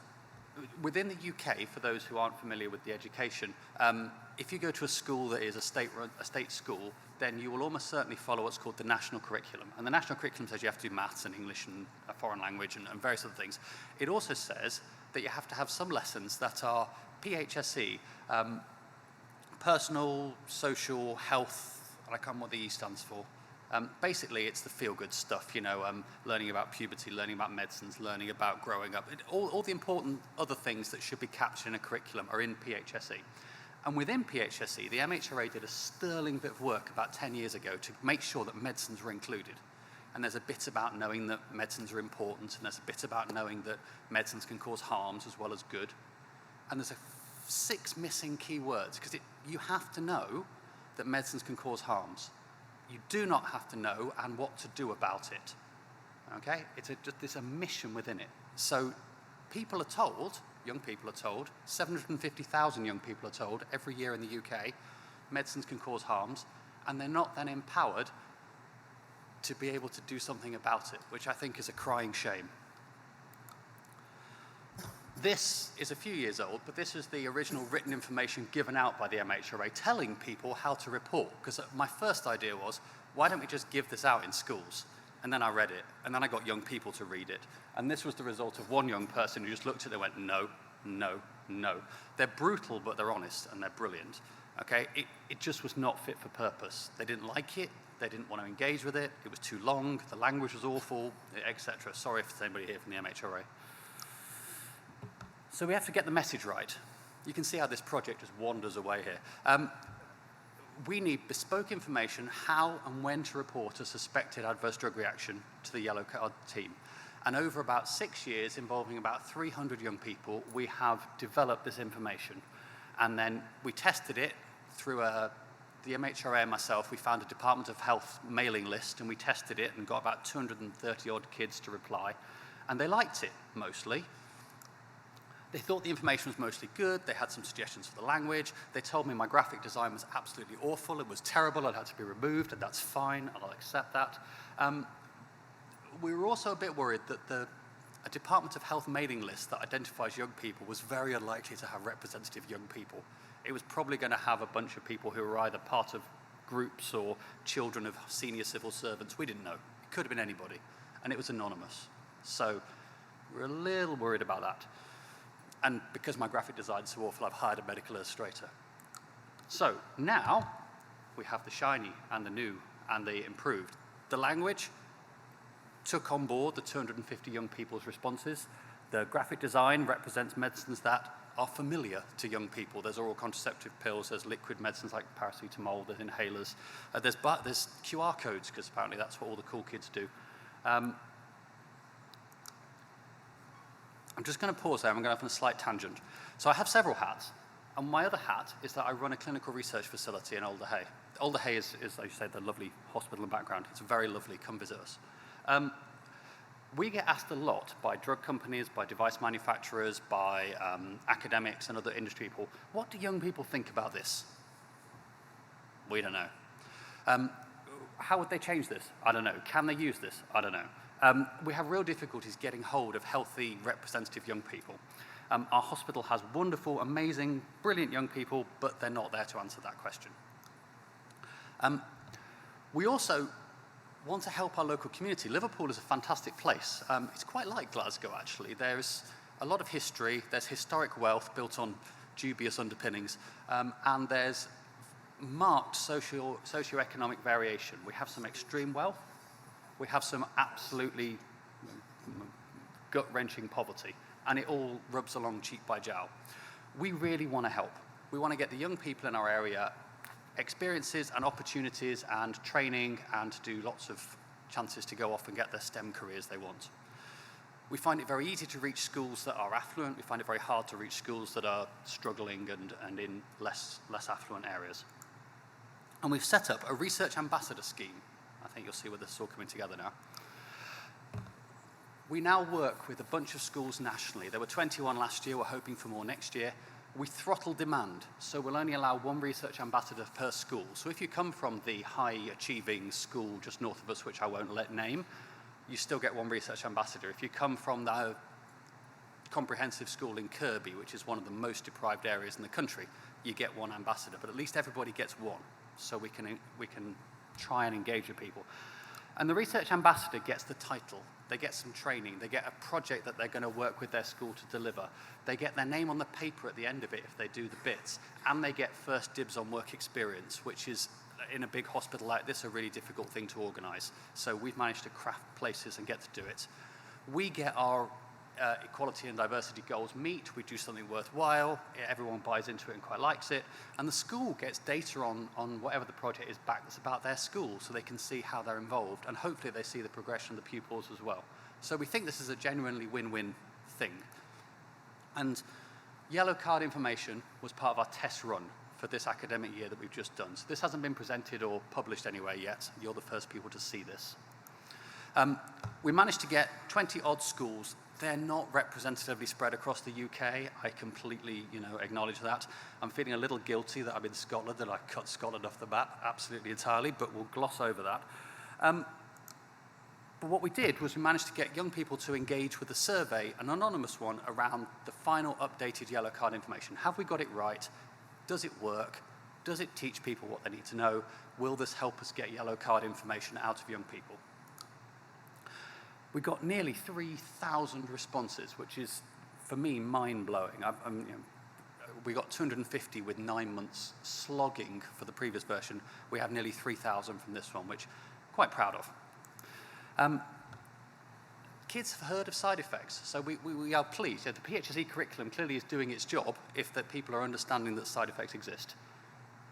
2 in 5 thought they'd had one. Okay, fair enough. 3% said they'd had to go to hospital because they'd had a side effect, which actually matches the paediatric admission data for side effects almost precisely, which is really fascinating. Sorry, MHRA people again, but very few had heard of the yellow card scheme and very, very few had engaged with it. But that was what we expected. This is baseline data that we were curious about. Were they representative? No, probably. There's a range of ages. We were forced to go from 13 up because GDPR says you can't survey people under 13, which is fine, so we kept it at 13. About 70% don't take medicines. We said about 1 in 5 kids does, based on population data. So we're slightly skewed, but not bad. It's all right.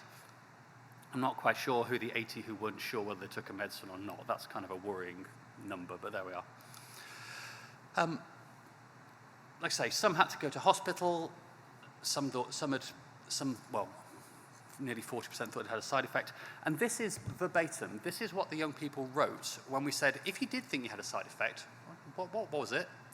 We got 309 complete drug reaction pairs. That's more than a year's worth of reporting to the yellow card system. So we're busy feeding these back to the MHRA. We haven't changed the language. This is the young people themselves. I was a little worried there'd be lots of young people speak, which makes me sound so middle-aged, but stuff I wouldn't understand. And when we did the previous version, I actually got a tame teenager to go through the responses and make sure that I didn't misunderstand what they were telling me. But actually, this is an official document. Young people raise their game and fill it in properly, and actually, I was worrying for nothing. But just amongst our population, suicidal thoughts, night sweats, fatigue, hives, eczema, anxiety, my word, this is stuff that wouldn't be captured any other way. Remember, none of these kids, a fractionally tiny number of these kids had ever filled in a yellow card.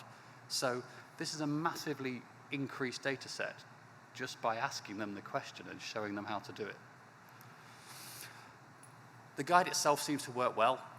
Almost 9 out of 10 people understood about it, 9 out of 10 people learned something from it. I guess you have to acknowledge it's a self-motivated group who would click a QR code and click through the questions, but you can lead a horse to water and all that. And 8, 9 out of 10 said they'd be willing to report side effects. That's the whole purpose of this. So that's very pleasing. This is the what did they like about the guide in word cloud form, because there were like 2,000 responses, which was fantastic, but hard to pick apart. Generally positive words. This is my favorite slide next. So after 3,000 children, or 3,600 children and 6 years, what could we improve about it? Nothing was the biggest word. I'm very pleased about that. So where do we go from here? There's 2 streams here in this conversation. Then one is, I think, the iterative improvement of this document. It will always go on, but it's not the main thrust of what we're doing now. Now we need to see, will the MHRA buy into it and use it? Can we change the national curriculum and include those key 6 words and what to do about it, which will then mean that we get better reporting from young people about everything. We need to publish our school-level data with the research ambassadors as their named authors, and we need to feed back the data to the schools. And I have a master's student who's busy doing most of those things.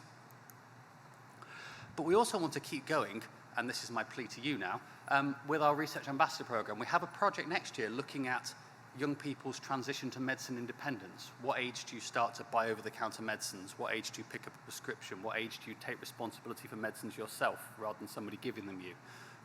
Those sort of questions, which aren't clear and really should affect decisions about whether you license a drug for over-the-counter sale, because we don't know whether young people are going to buy it or not, about whether and how safe medicine should be in different containers. All those things need to be there.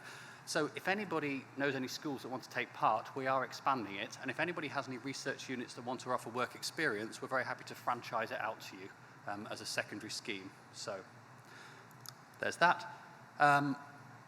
Clearly we can't offer work experience if you live in Tunbridge Wells or in Dundee, because we don't have the resource to transport you. So that's why we're looking for franchisees to be sort of part of it. And so in summary, pre-Kaylee, we need young people to tell us what serious adverse events are. We know how to do it. We have information that will achieve it. We just need to action it and make it happen now. And we need to keep using systems that can engage young people to answer other questions about medicines. And if you want to be part of it, please come and let me know. Thank you very much.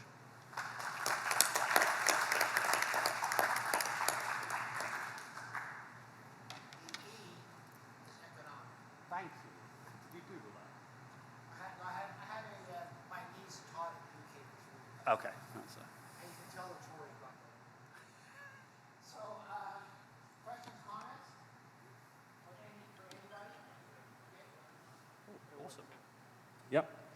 Hi, my name is Miguel. I work for the Veterinary Medicines Directorate here, so I'm a regulator for vet meds. So the sole idea of having the actual patient telling us what adverse event they have it would be amazing for us, but we cannot even dream about it. So, but my question is, so have you had on your project, have you had any interactions with industry stakeholders? Because I'm guessing if you want to change things like the definition of serious, that has a big impact on how they report, how they analyze the data, or those kind of things. That do you have any feedback from industry on this project?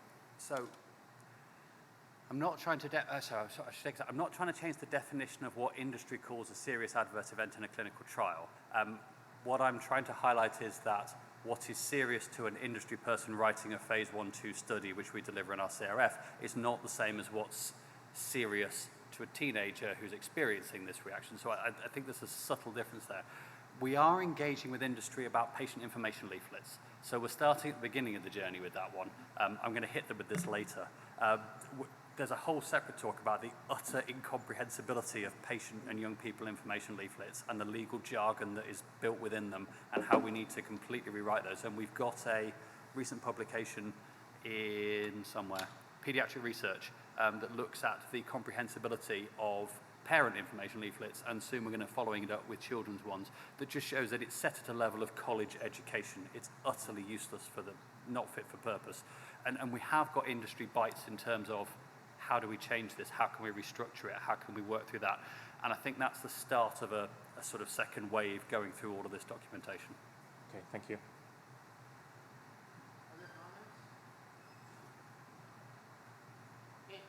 It is interesting in terms of what a serious adverse reaction is. It's also interesting what an inducement is for a teenager. Because despite what ethics boards think, what teenagers regard as a potential inducement is quite different than what adults do. So. Yeah, we've been very lucky. Most of this has been based on the absolute altruism of teenagers, and they've been very kind and very generous, and yeah. Well, just based on ethics, you can get a teenager to do almost anything for $50. So. Okay, question? Over on the mic. Thanks, Dan. I was really interested in your research ambassador scheme. Who were they, and how did you train them? So they were selected through two different methods. So as it was our inaugural year, we wrote to every school we knew or had a contact with and said, do you want to have one? And for the schools that came back to us, we said, you choose your own. We'll trust you. You will have a method. And for some of the very aspirational schools who were extremely successful, they wanted people who were going to apply to Oxford or Cambridge and to do those kind of things. For some of the schools that had different levels of aspiration or outcome, they might only have one or two people who were thinking about STEM careers, and so it was sort of a natural choice. We very much left it and trusted it to the schools to choose. There were a few schools where we really wanted to make sure we had a win early on, so we had children of people in our department who were the first, ones appointed within their schools. However, on the recycle this year, we're saying it can't be them again. Who do you want next year, and make it your process. So there was a little bit of less than meritocratic entirely recruitment the first year, but we hope that will disappear with time. And the training? And the training was done all online. So my master's student built a training about yellow cards, about surveys and QR codes and the information, and then he would give them meet them on Teams and do a session. And then for the data analysis, he sort of curated a series of YouTube videos that taught them how to do things like pivot tables in the Excel table, and we cut the data out and send them their data, and then they would do the pivot table. And we've cross-checked about 30% of the data to make sure it was done properly. They've been exemplary. They've done it exactly as we would want, and they've very much earned. And they've also provided us with some data about their schools. So we don't know how many kids are in a class in Archbishop Blanche School, and it's not the kind of thing that Google tells you. So they're able to give us average class sizes, gender selection rules for the school or not, and so on, that mean we can then, not league table, because that's the wrong thing, but we can look at schools with different attributes and see if it's affecting the responses that we're getting. And for this one, it hasn't particularly, but I imagine for medicine's transition and independence, it probably will have a bigger effect. Terrific, thanks. Other comments?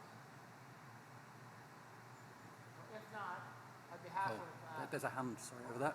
Yeah, that's okay.